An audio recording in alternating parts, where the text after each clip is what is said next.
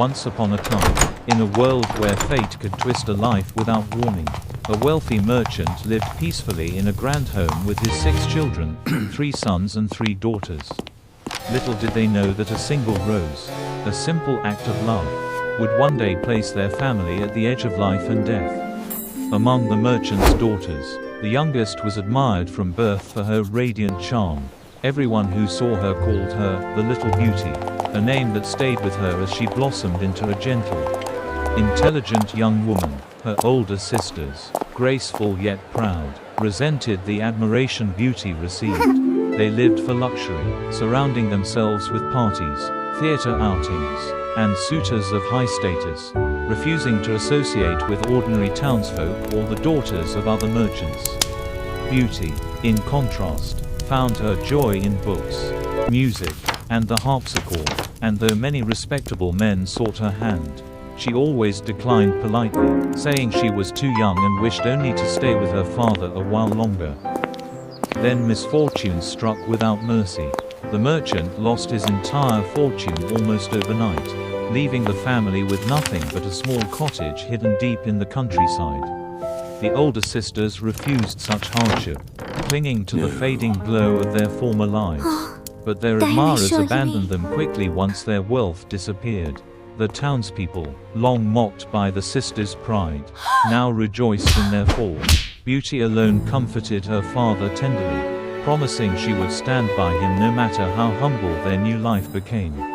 And so the family moved to the cottage, where their days changed completely. The father and sons worked the land under the sun, while Beauty rose each dawn to clean, cook, wash, and manage the home, though the labor exhausted her at first. 2 months later her strength grew, her spirit steady, and she embraced her tasks with quiet resilience, finding solace again in reading, singing, and spinning wool. Her sisters, meanwhile, did nothing but complain and mock Beauty's diligence as they wasted their days in idleness. Their father, however, now valued Beauty more deeply than ever, admiring her kindness, humility, and unwavering strength. A year passed before hope seemed to return. The father received word that a ship carrying his merchandise had arrived safely at the port. His older daughters immediately demanded extravagant gifts, crimson silk gowns, ribbons, and trinkets, while Beauty, gentle and modest, asked only for a single rose, since none grew in their valley.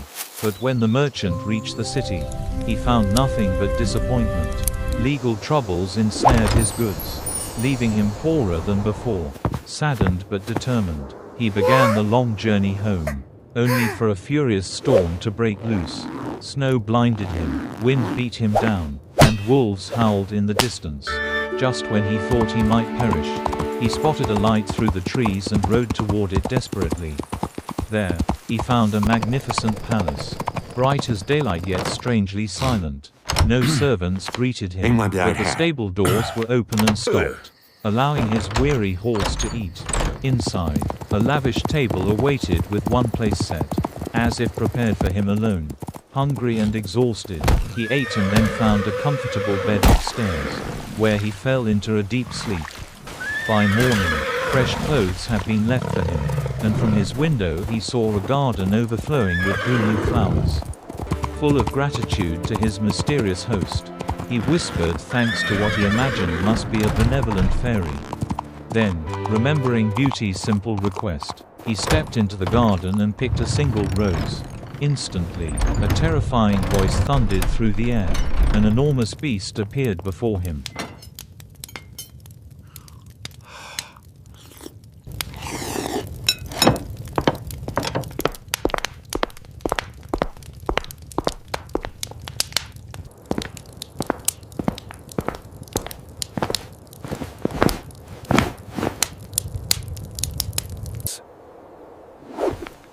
Through the window he saw the garden, full of flowers. Trembling, the merchant begged forgiveness, explaining it was for his youngest daughter who had asked for nothing else. The beast relented only slightly. The merchant could live, but only if one of his daughters came willingly and offered her life in his place. If not, he must return alone within 3 months to face death. The beast allowed him to fill a chest with riches before leaving. But the man felt no joy. He returned home in despair and told his children everything. Upon hearing the truth, Beauty stepped forward without hesitation. She declared her brothers wanted to fight the beast, but their father forbade it. Heartbroken yet resigned, he accepted Beauty's courage. At dawn, she set out with him toward the beast's palace. The beast greeted them kindly and asked Beauty if she had come of her own free will. She answered yes. The beast allowed her father to leave but warned him never to return. Bravery And with allowed deep her to sorrow, proceed. the merchant obeyed. Beauty remained in the castle, frightened and alone, yet determined to face her fate bravely. As she wandered through its vast halls, she discovered a door inscribed with her name. Inside lay everything she loved: an elegant bedroom, an enormous library, a harpsichord, and countless books. An open page glowed with golden letters welcoming her, assuring her that she was the mistress of the palace and that her wishes would be fulfilled.